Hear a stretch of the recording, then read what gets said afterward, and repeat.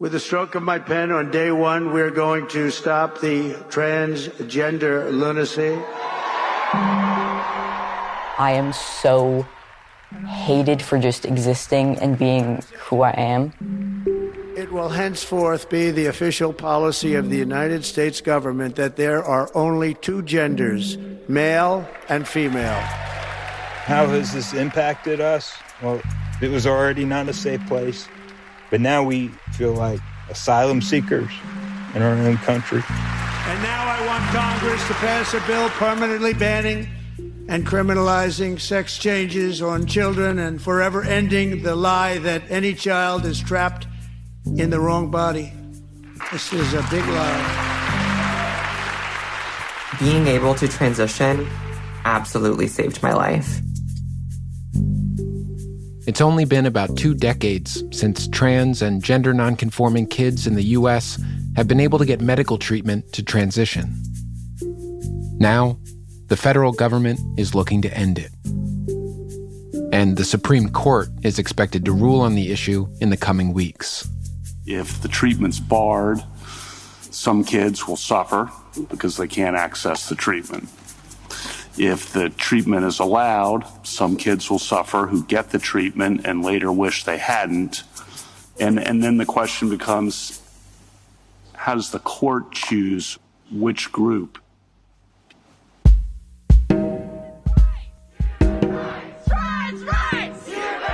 do not have the right to abuse your kids. This is cutting off their kids. I'm scared for myself, for my own health care. There's not enough evidence to put our children out on a huge experiment. If they cannot get treatment, children will die. These treatments do much more harm than good. Trans kids are under attack. What do? We are not going to rest until every child is protected, until trans ideology is entirely erased from the earth. We are trans people. We are trans human, and we will never be eradicated.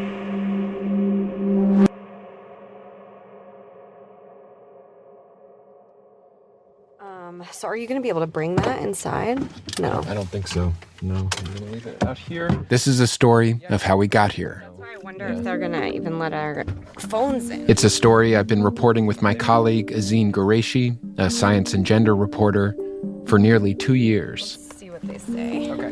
For now. And it's a story she's been reporting for much longer. We have so much ground to cover with her. And from the beginning, she's been telling me this is not just a story about politics. Just getting into the history and... It's a story about medicine, about a new kind of treatment for a small group of kids. We are going to the outpatient. How it came to be, who it was meant to help, how that was codified into a protocol that spread around the world, and how, in the time since, this is such a sensitive topic, and the medicine and the politics have become impossibly entangled. From the New York Times, I'm Austin Mitchell. This is The Protocol with Azine Qureshi. Part 1. The Beginning.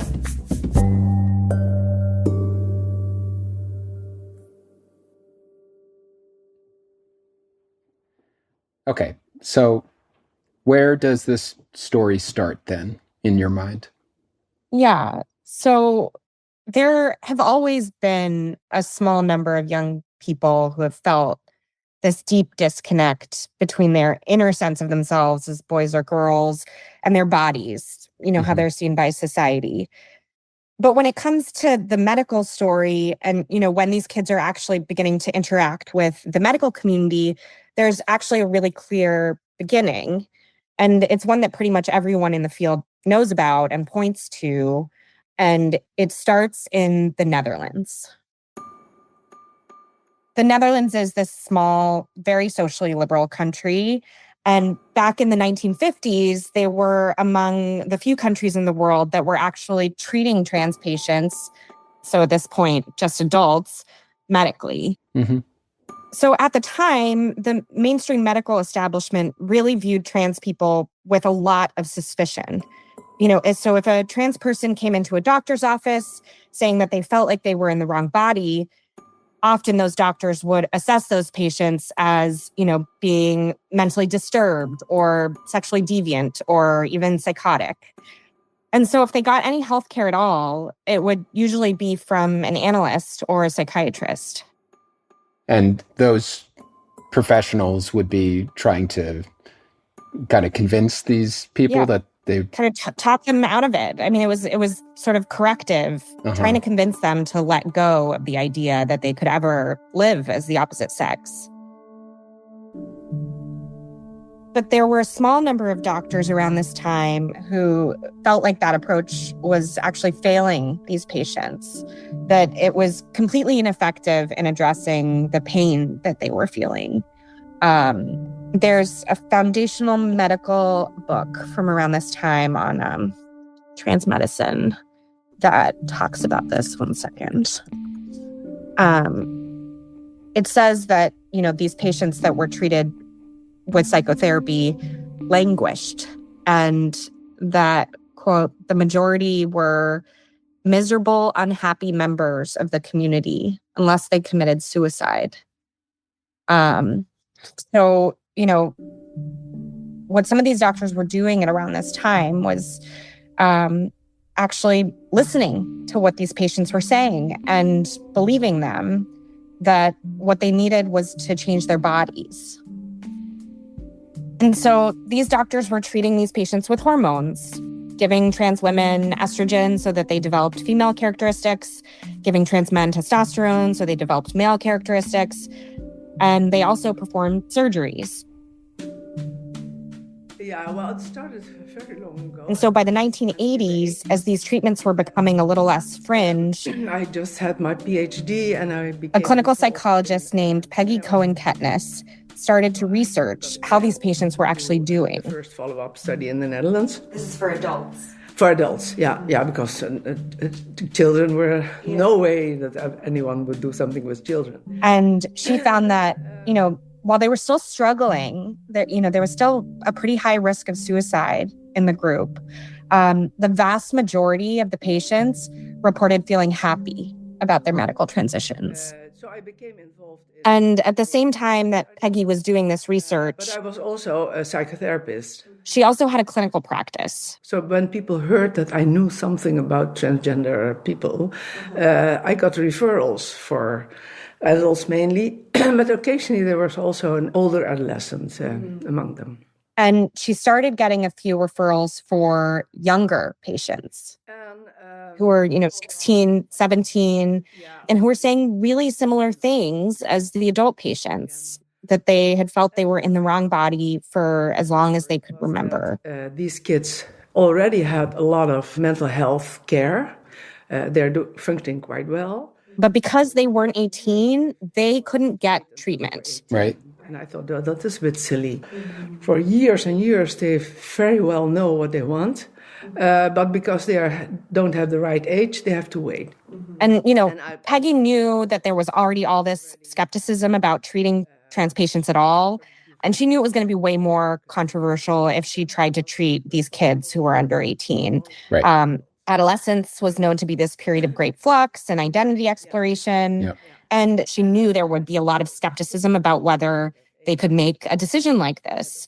But she also saw that not every teenager could handle their distress for a prolonged period of time, that having to wait to get medical treatment could lead to the same dire outcomes that she saw in the adults that she'd been working with.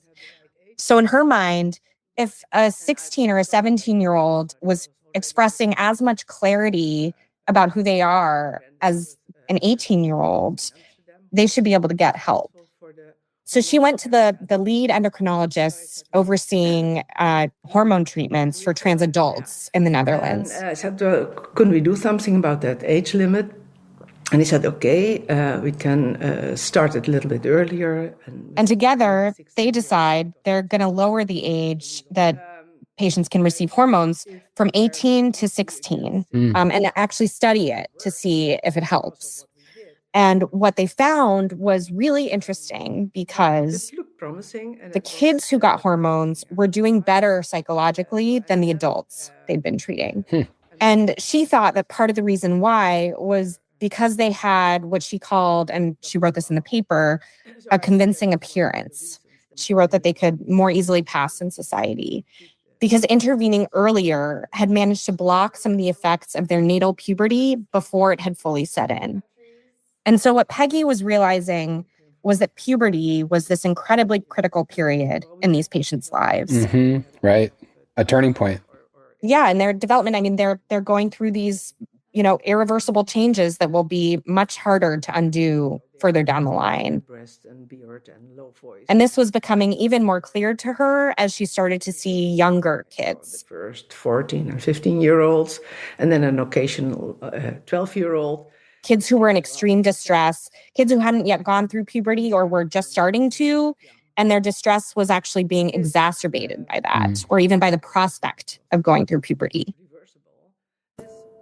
So there's a scientific paper from around this time that talks about how in the years before puberty, these kids would engage with a kind of magical thinking. And it was this belief that one day they would just wake up and their bodies would finally match the way they felt inside.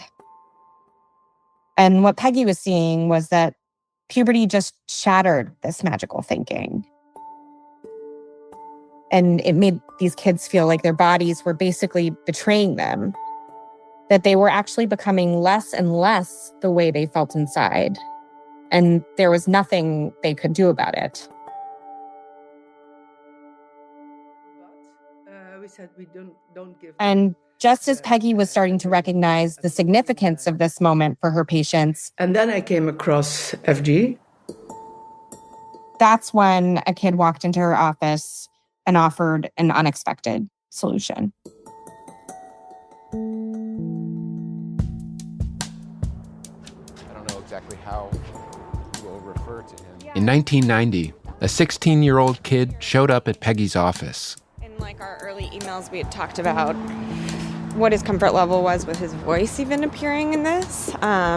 His voice. He knows I'm recording, right? He knows you're recording. And what Peggy realized when she saw him would transform the field of youth gender medicine.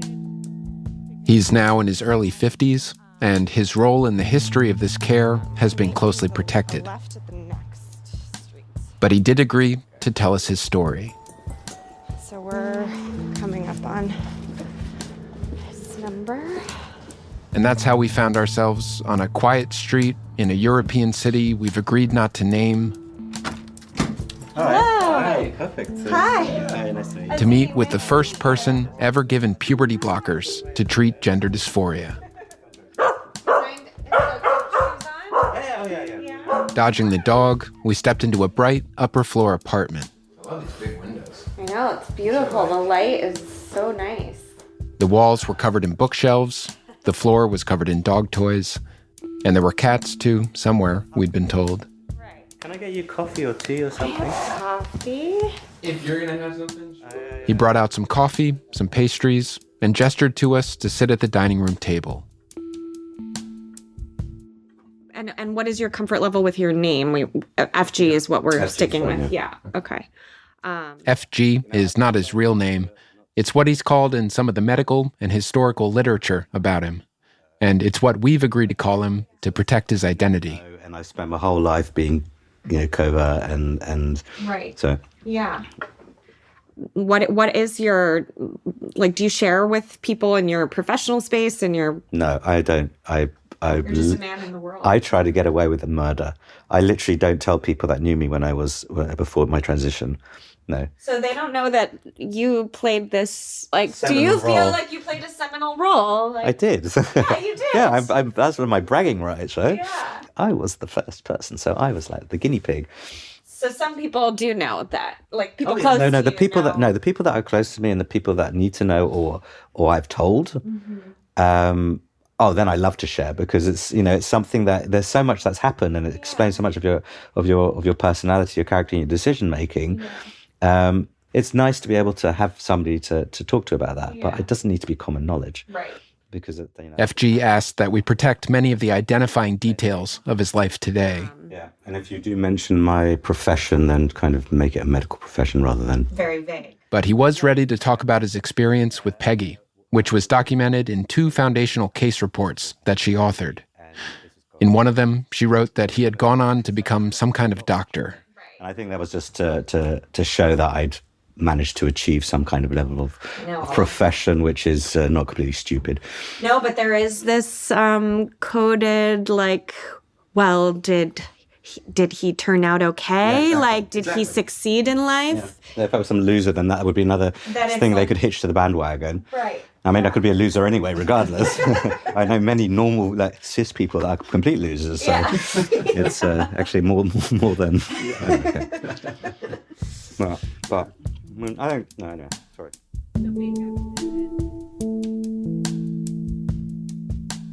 Maybe to start, tell me a little bit about just your life growing up, like early childhood.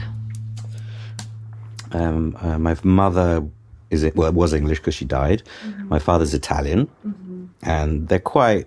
Well, I think my mother was more liberal than my father because he came from a small village and he's Italian. You probably read that in the case report as well.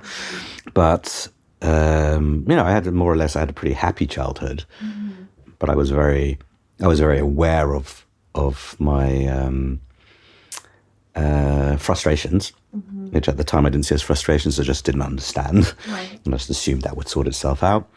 When you say frustrations and sort itself out, you mean sort of the things that you were drawn to or the people you were drawn to? Like what? No, well, in the sense that being a boy or a girl.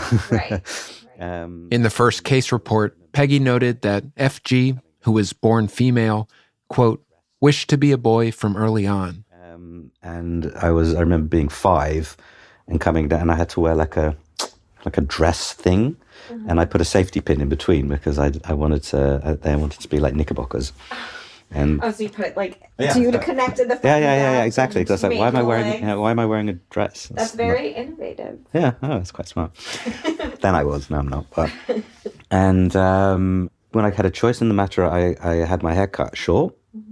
I've never had it long again. Wow. And so I think my parents just thought I was a tomboy. I was pretty rough and ready and rambunctious, and I tussled, I fought. All my friends were boys. The usual cliche. I played football, blah blah. Did judo, all these things, but I was quite aggressive because I was very, I guess in retrospect, very geared at proving myself as so that we didn't have to go into the formalities.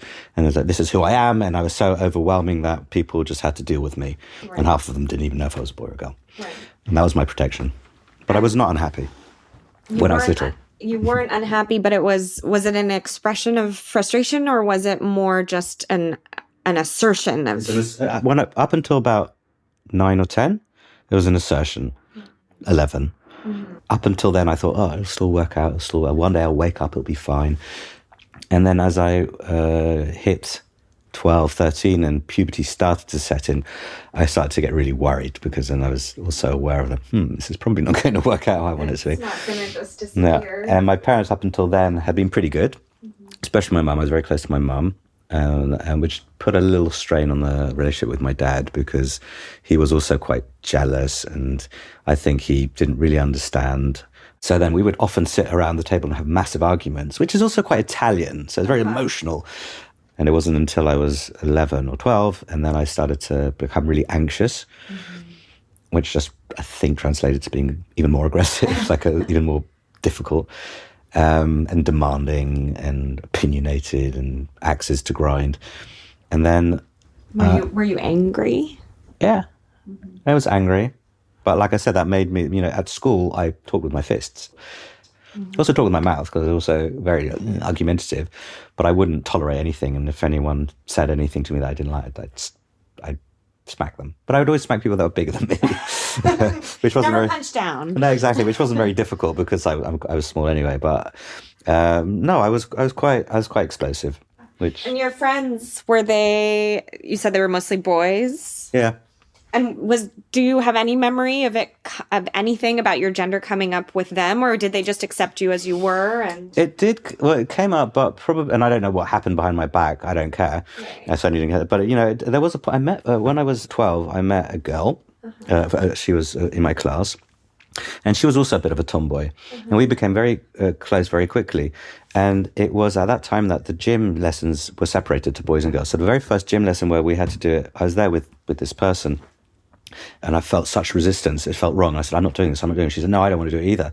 And so I went I said, I want gym on the other side. And I went, okay. And ever since then, I always did gym with the boys. But so did she. Okay. And at the time, we both decided that we were boys. Wow. And I was convinced that she was the same. And she just turned out to be quite a butch lesbian.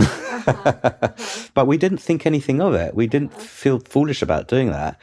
And so it became, I think half of the people were just confused at that point. They're like, what is this? What are they? Yeah. Yeah. But it is interesting thinking about that time and what you were saying about your anxiety increasing, that is when the splitting starts to happen, right? Both with puberty and with school and with exactly. sexuality and everything is. So was that all weighing on you at that time? I was really worried about what was happening, what was going to happen, because I could see it around me. And I was, puberty, yeah.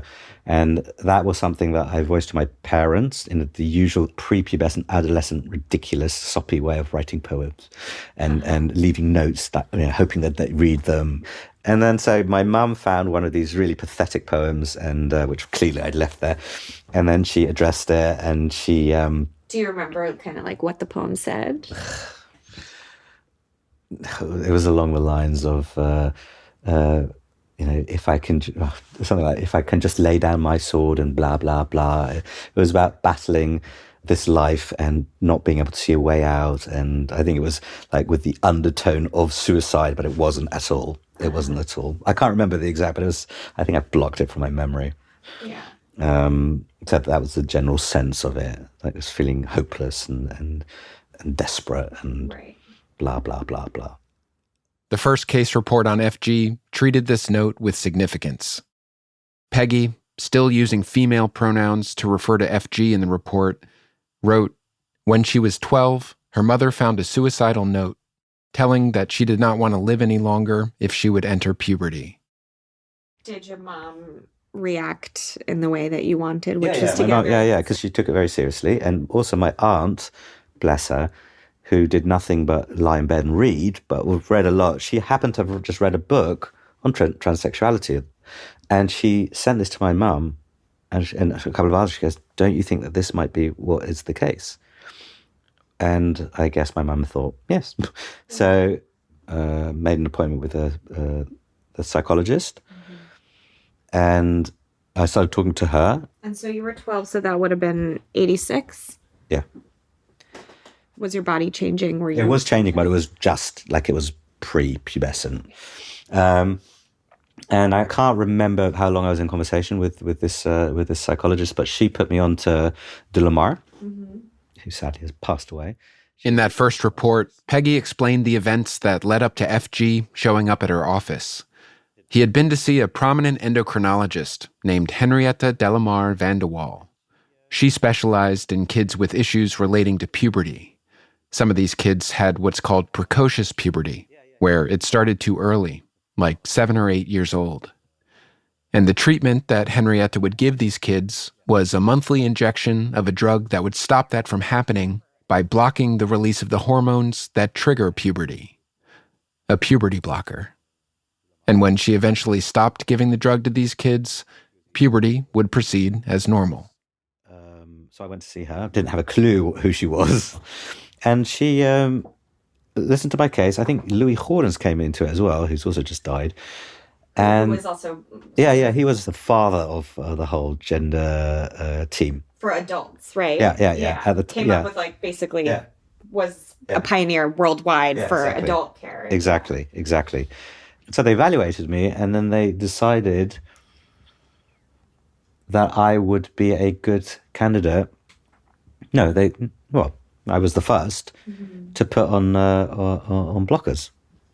Did they come up with the idea in response to meeting you? Is that your sense?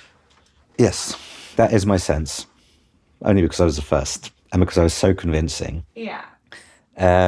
And I'm not sure if the conversation had come up that, well, normally what we do is when you're 16 or 17, because I think that was when they started putting the youngest age you could put your hormones. And I was like, no, I'm not doing it. Why can't we just, I think I probably said that, why can't we just pause it now? Just let me be. So yeah, I just wanted to wake up, and that's what I said. I just want to wake up, and I want to have been that I was born a boy, full stop, so that my history was congruent with that narrative. I didn't want to have to explain myself because that made me feel weak in hindsight. It made me vulnerable, and my whole life I was not about being vulnerable. So yeah, in a nutshell, that was probably, I just analysed it. That's probably what it was. Yeah. And so they took me seriously, and I think they said, well, this is such a bloody convincing case. Great idea to experiment on this child. My parents were behind it. They were. Yeah. So, I mean, you used the word guinea pig earlier. Were they aware? Don't think so. You don't think they were aware it was the first? You were the first? Yes. No, I don't think I was aware that was the first. Really? No. Oh, wow.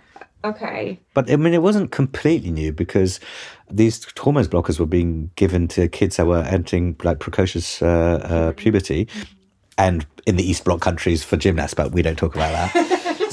so there is some kind of data there, right?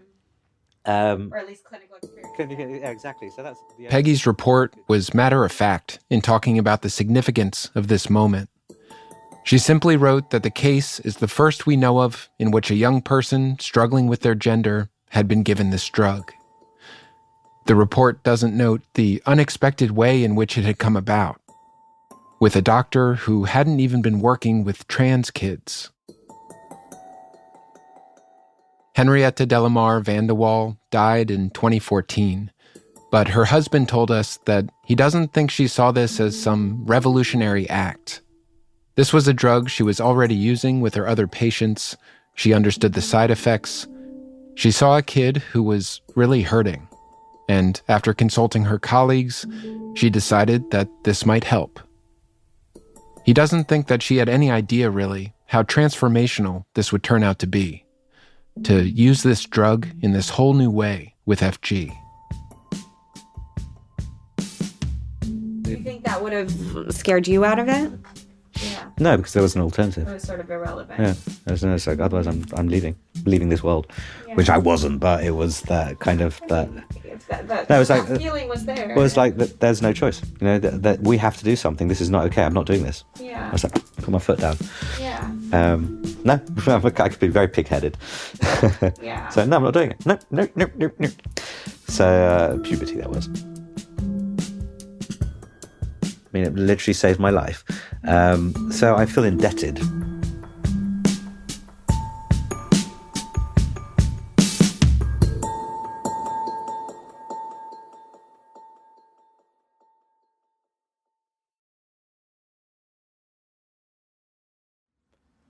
So sorry. So you started the blockers at 12. Yeah.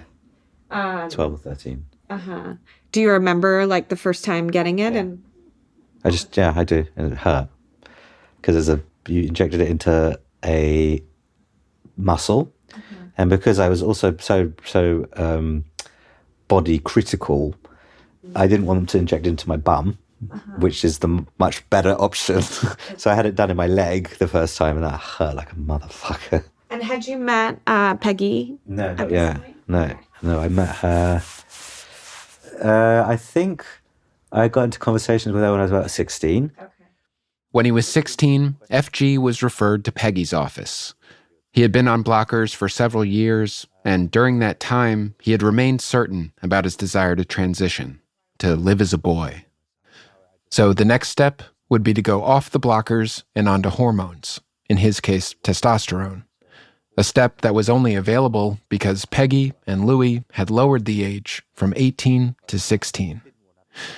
But the report noted that his parents were, quote, not happy with the idea of sex reassignment, and that for FG, the prospect of being forced to resume female puberty was creating so much distress that ultimately his general practitioner sent his family to Peggy. So, I had to do a lot of psychometric and psychological testing anyway, at various points in time. And I remember doing it with Peggy.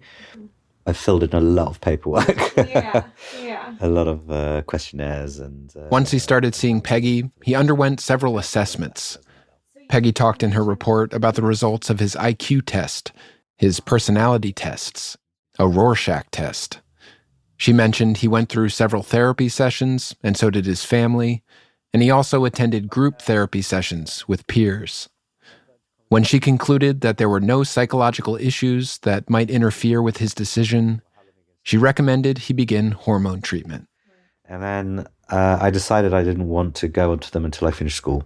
Okay. Because I didn't want to have to explain myself. I'd frozen time. Right. And if I went onto hormones, which is very paradoxical because on the one hand, all I wanted to do was go on male hormones. Right. I just didn't want to have to explain it to people. Right. Because again, it would make me vulnerable. And why do I have to explain myself to you? You mean nothing to me. Right. Well, they did, but you know what I mean. It just puts you in a very vulnerable position.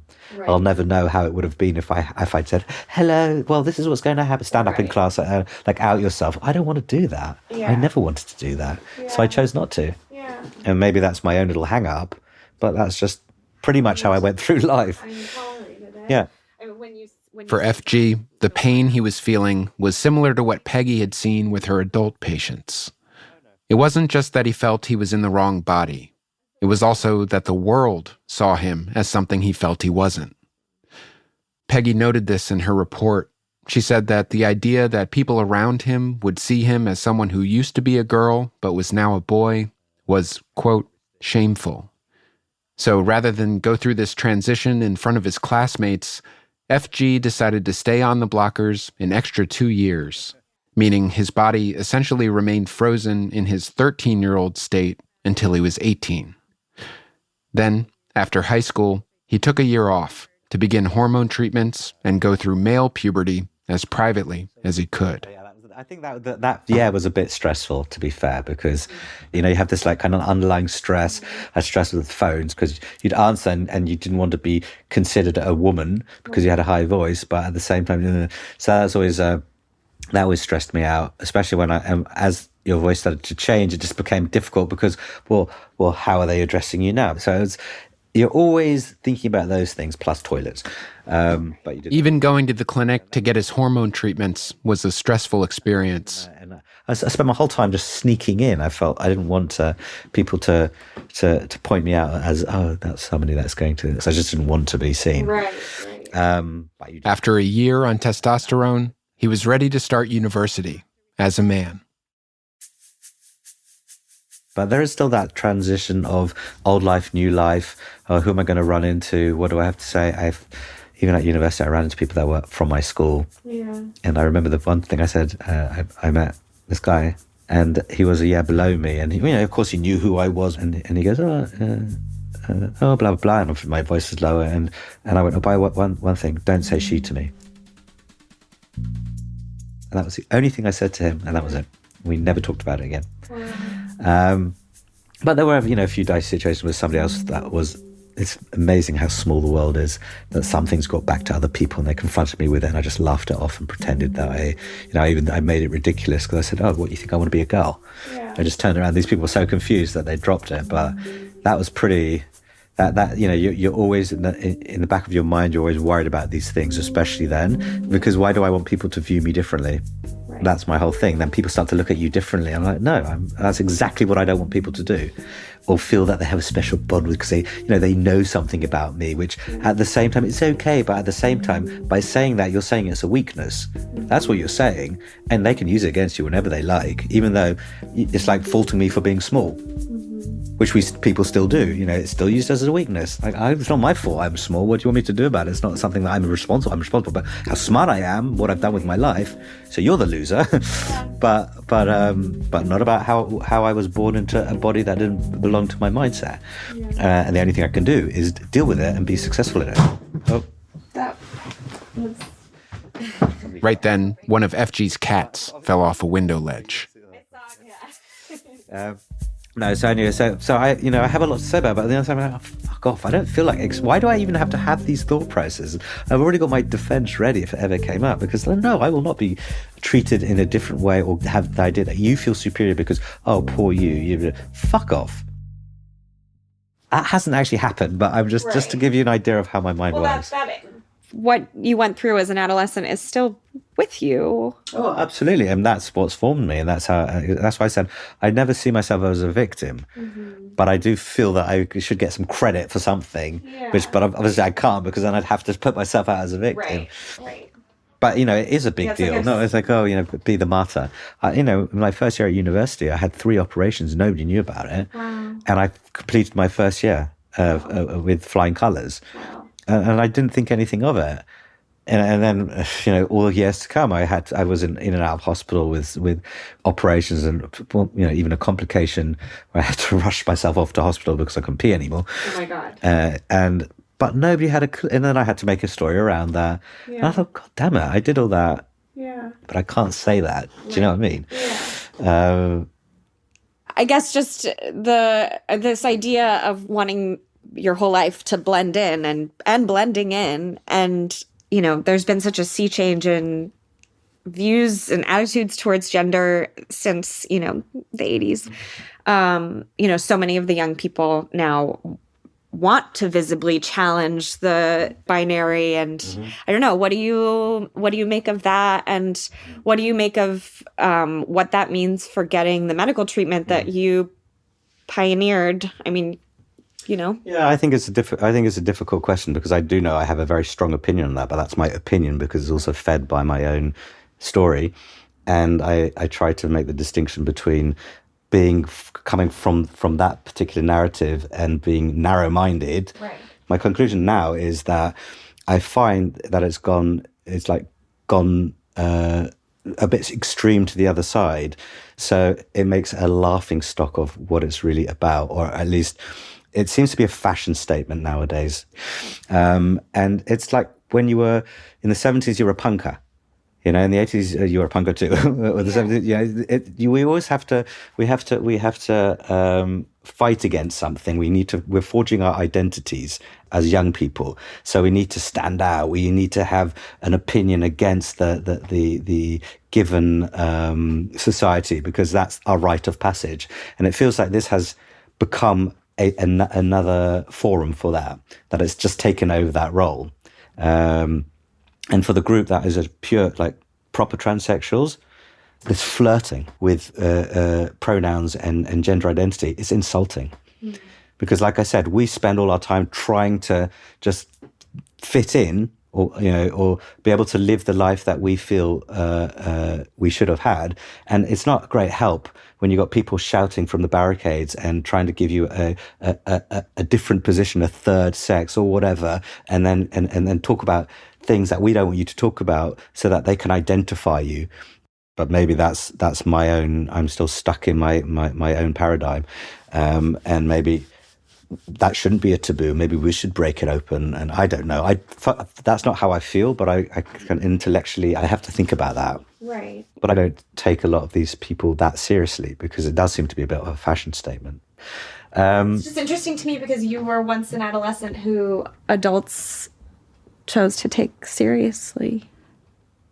Yeah.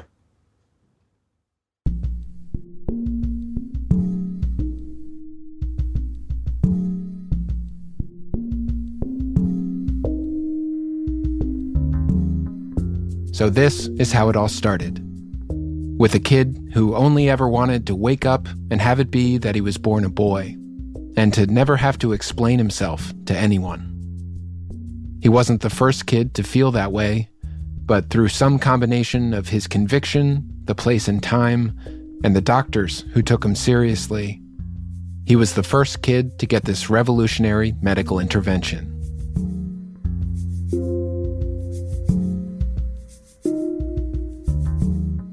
FG was 24 years old when Peggy published her first case report on him. It was 11 years after he'd started blockers and 6 years after he'd begun hormones and had his first surgery. Peggy wrote that FG, quote, reported no gender dysphoria at all. He said that he had found the adjustment to the male role to be very easy and expressed no doubts on the adequacy of his masculine behavior. He never felt any regrets about his decision and had never contemplated to live as a girl again. In conclusion, Peggy said, for certain selected cases with a lifelong, consistent, and extreme gender identity disorder, delaying puberty may be a physical and psychological beneficial way to intervene.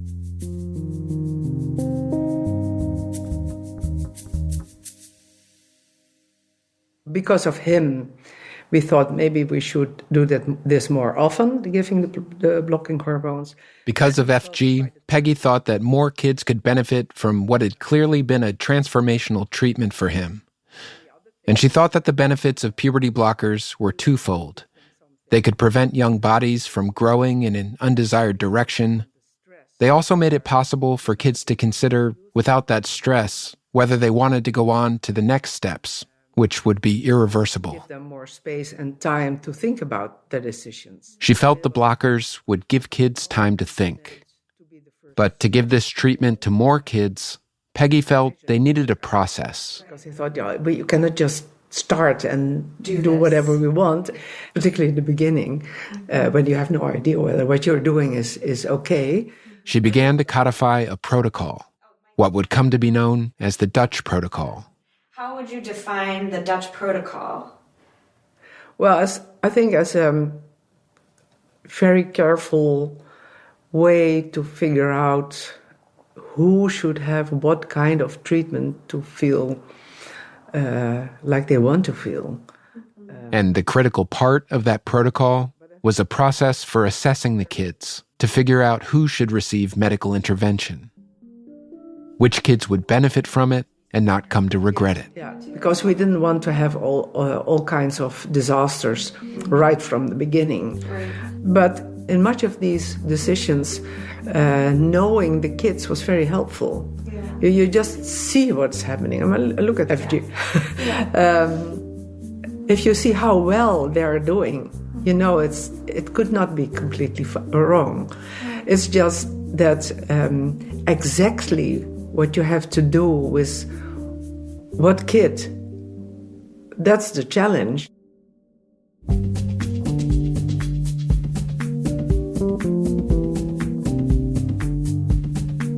In the early 2000s, Peggy moved her work to Amsterdam, to the biggest transgender medical program in the country. And she started to put together a team of mental health providers to assess and treat the kids coming into the clinic, including a psychiatrist named Annalou de Vries. What's your name? My name's Azim Ghareshi. And what happened next would explain how this care that started almost by accident with this one kid would quickly spread around the world. Hello. Hi, it's good to see you. Hi. Hello. I'm Austin. I'm Annalou. Hello. Hello. That's next time in part 2.